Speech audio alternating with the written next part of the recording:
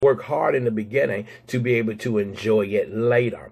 And sometimes you got to say they spend more time, hear me, they spend more time planning for Christmas and planning for cruises and planning for stuff that you don't need instead of having a plan for how you can stay in the black and not in the red.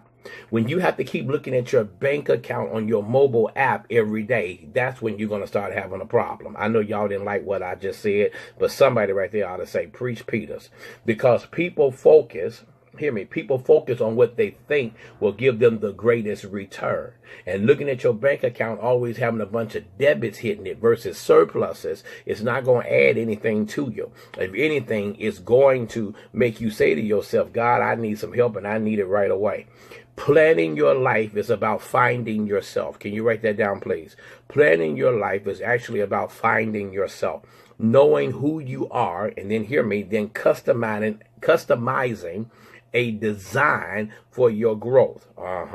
Once you draw the blueprint for your life, then you can apply it to your career. Be very careful of who you cross-pollinate with when it comes to certain things, whether it's business, whether it's ministry, whether it's apples and oranges. Be very careful. The Bible, it's like you have 5 talents, the other got 3, and the other have 1. Sometimes you got to be very careful of the one that has the greatest return, because if they don't know how to do it right, they're going to mess up and they're not going to have anything at all. So as I leave y'all today, as I leave you today, be not afraid of growing slowly. Be not afraid of growing slowly. Be afraid of standing still. Please write that down. I know Eddie Johnson's going to take that and he's going to preach that all over the country. Be not afraid of growing slowly. Be afraid of standing still. I think y'all missed what I just said. See, I'm aware. Watch this here. You got to know your own vices. You got to know your own vices. I'm aware that I can be a very impatient person. I thank God I got a lot more patience than I used to have. The other day, I was in the car with Lady Warrell, and we were coming. We were leaving work, and we saw this train. Now, hear me. All the time when we always go, we go a certain way home because we stay pretty much 3 minutes from each other. And watch this. Every time we go this particular way, there's always a train. We've never not got caught by a train. Watch this. On this particular day, because there's something that we got to do, watch this here. There's 2 trains coming. Very impatient. The first thing we going to do is get in the car, turn around and go the other way. Only to find out a train is on that track too. So you jam, y'all ain't saying nothing.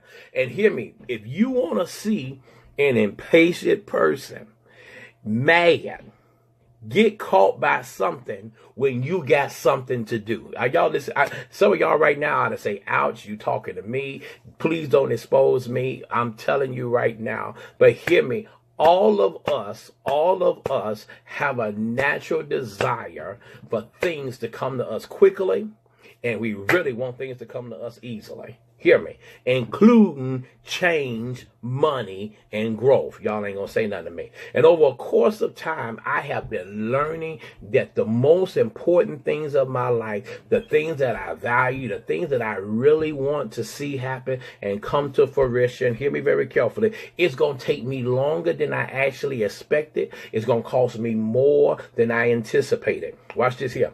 In order to have something that you really want, you have to sacrifice it. Sometimes it's going to cost you a season. See, some of you right now, you spent thousands of dollars yesterday on the world's termination of love day, but could you show the same kind of love today than you did yesterday without buying a gift or going to the hotel or versus going somewhere? You see, y'all quiet. See, some of us right now, you got to know the value of love, and the value of love is not what you do 2:14. It's what you do 24/7, 365.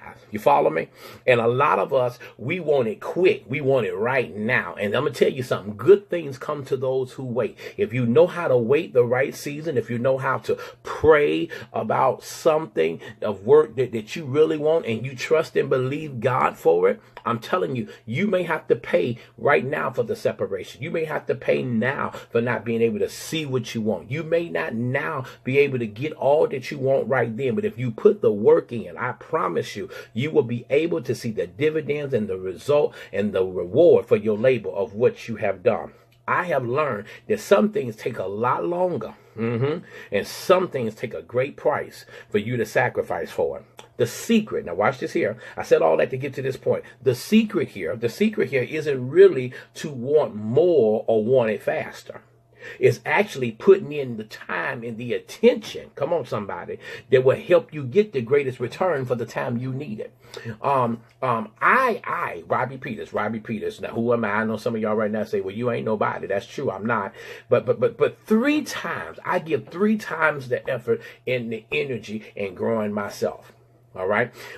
Even in conversation, like even today, I was asked today, don't say nothing, hear me out. That's exactly what I did. I didn't say a word. I didn't even give a response, even when I was asked to give one. Why? Because you gave me the instruction. You gave me the directive not to comment, not to say anything, hear you out. That's what I did. And if it's going to make you feel better, I give the attention for what I need to make people feel that something is off of them, to get it where they need to have it, because I'm understanding that when I grow slowly, hear me very carefully, and those of you that are preachers, y'all gonna love this point. Y'all gonna take this and y'all can run with it. You heard me first say, give it 3 times the effort and the energy for it to grow. Now here's your preaching moment. Allow yourself to grow slowly, and your roots will grow deeper. All right. So now, anybody know anything about gardening?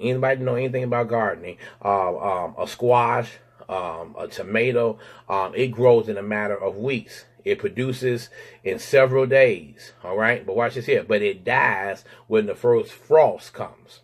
All right. But hear me. A tree grows slow. It takes years. It takes a couple of decades for it to get to where it needs to be. But hear me. It produces fruit. And if it's healthy, it stands up to storms. It stands up to droughts. So as you develop strategy for growth, give yourself the time and the resources that you need. Some of you want to get rich quick, fast. And if it doesn't work the way that you want it to work, immediately you're ready to quit. One person don't buy your product, now you don't want to do it no more. Somebody said that's pitiful, now you want to quit. Can I tell you something? The main ones that are your biggest critics should be the ones that are your elevators to keep going. If you ever want to be motivated, get around a bunch of negative people who can say to you that this ain't gonna work. You don't believe me? Anybody here ever tried to buy a house? Come on, single girlfriend, come on. Remember when you was gonna buy the house, they told you who gonna cut the grass? Amen. Remember, brother, when they told you to get the car, who gonna pay the insurance? Amen. Now, I don't believe that you should buy a $70,000 car and live at home with your mom in the basement. No, I don't believe in that. Man up and do something about yourself. And dare to have a girlfriend at home with your mom in the basement. Pitiful, shame on you. You gotta have some growth about yourself where you begin to understand your strategies. You gotta have the resources that you need. Hear me. You're gonna start a business. For the first 2 years, you should have the capital to maintain it. Quit always talking about the Lord told me just to go there on and do it. And if he said do it, this and another. God also gives you some common sense too. Because hear me, what's going to be different about your church than the 750 that they got before they came to your church? You got to understand, you got to have the resources available. And whatever amount seems to be reasonable to you, multiply it by 10. You all heard me say that my wonderful biculturist daughter, Lyric, this year, 12 was her number. 12 was her number. I'm not buying her a gift next year. I'm gonna impart into her and give her a business. Did y'all hear what I said? She's working on her project right now. I said, look here. What do you want to sell? She told me what it is that she want to sell. She told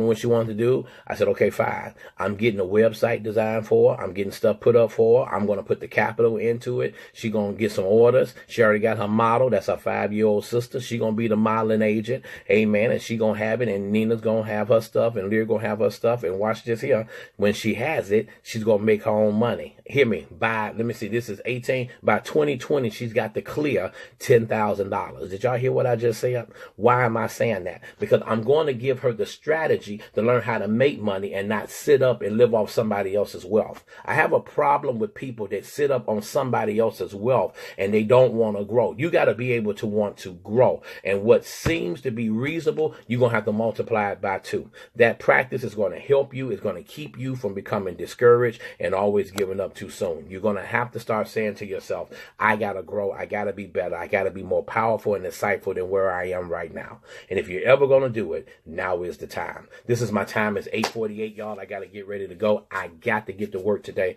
I got to meet with the state board today. I got some other stuff I got to do. I love y'all. I appreciate y'all. I'm glad my boss didn't come on this morning. So look, I love y'all. I'm going to talk to y'all in a minute. Go with God and knowing God as I do. He will surely go with you. God bless you.